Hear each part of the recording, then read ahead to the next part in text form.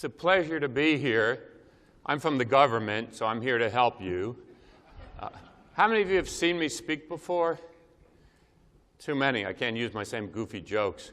But what we're going to do is we'll take a global tour, but most of you, your business is domestic, or you do some things with Mexico. You do some things within NAFTA, or at least some partners or some clients do some things within NAFTA, the North American Free Trade Agreement. And I want to show you, amongst other things, what about the economy of Canada and Mexico, and how are they becoming more important in our supply chains, that type of thing.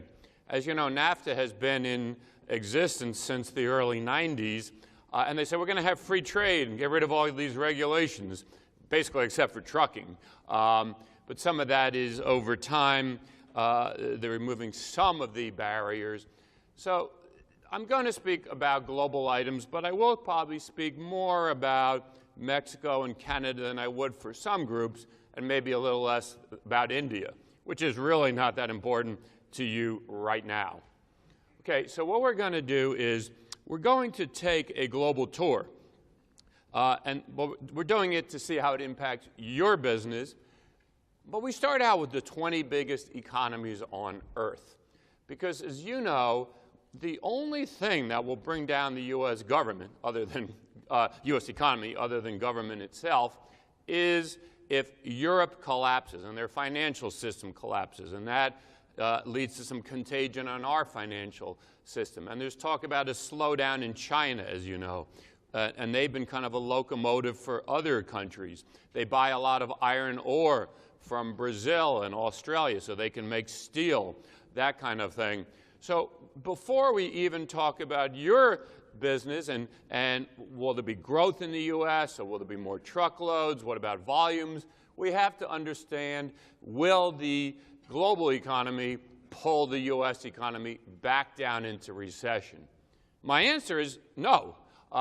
We will continue to grow. The sad thing is what you've been seeing in volumes recently will continue. There will be growth, but very slow growth. To get to the bottom line, if you look at the U.S. here, if you can read it, I apologize, but if you look at the U.S., our economy is growing about 2%. It is going to accelerate next year a little bit, but just a little bit. Now, that's better than going down. I'm going to show you what happened a few years ago in what we call the Great Recession, when the economy receded, but so dramatically. However, a lot of people don't know this. Our long-term growth average over the last decades, and even over the last 20 years, 40 years, has been more like 2.8%. So we're still subpar, and we have been subpar during this entire administration, for instance. So the good news is, though, before people would talk about a double-dip recession, we went down, we started coming up, we'll go down again. Again, my bottom line is I don't think we will, but it's not going to be gangbusters. One thing that is keeping our economy growing is in most of the world, there's still economic growth. It's only in Europe that economies actually are in recession. They are receding back. They are declining. And not even every European country. The UK and Germany, which are obviously major economies, are just growing very slightly, and they will accelerate a little bit into next year. Yes, Spain and Italy are going down, but not very dramatically, and they're not big markets for us. Spain and Italy really aren't markets for us. The UK is, so it's good it's growing. So these are the 20 biggest economies. You might say, Jeff, I would think Cyprus or Greece are going down even faster. They are, but you know, we're in Texas, Portugal, Ireland, Cyprus, Greece, the ones that are going down a little faster. You add them all up, they're not as big as the economy of Texas. So these are the ones that are important. And if you add it up, Europe's kind of flat, but there's tremendous growth in these countries that I striped. Maybe not tremendous. It had been tremendous a couple of years ago, but these are the emerging markets, the big populous emerging markets. And we'll talk more about China and India. They have been slowing down into 2013. China will slow down a little more. But remember, we're around here. Canada's around here, growing about 2%. These countries, a bad year is 6% growth or 7%. So they still are a locomotive. And they are still keeping up the price of commodities. If you wonder, you know, our economy is slow, why hasn't the price of fuel fallen back, or the price of metals and commodities that would go into trailers? There's still a lot of growth in the world economy. So that's my bottom line on that. Unlike in the past, I just don't see us sliding back into recession. Now, one thing I would like to do right up front is address this issue about a potential slowdown in China and India.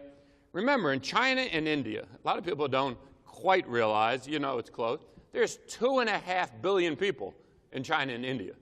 And they used to be dirt poor, and many still are dirt poor. With all the talk about China and 300 million middle-class people, we often forget that many are still just poor peasants living out in rural areas. But there are hundreds of millions of people in both countries that are at least lower middle class. So China is now the second largest economy on earth, and depending on how you measure exchange rates and prices, India is the fourth largest. So we're interested, are those economies slowing down? Are they at some risk of declining? And they are slowing down. And I hit the wrong button. Could we go back one? If we look at this, we see China, which is black, 2010, 2011, 2012. 2010, it was still what we always talk about, double-digit growth, over 10%.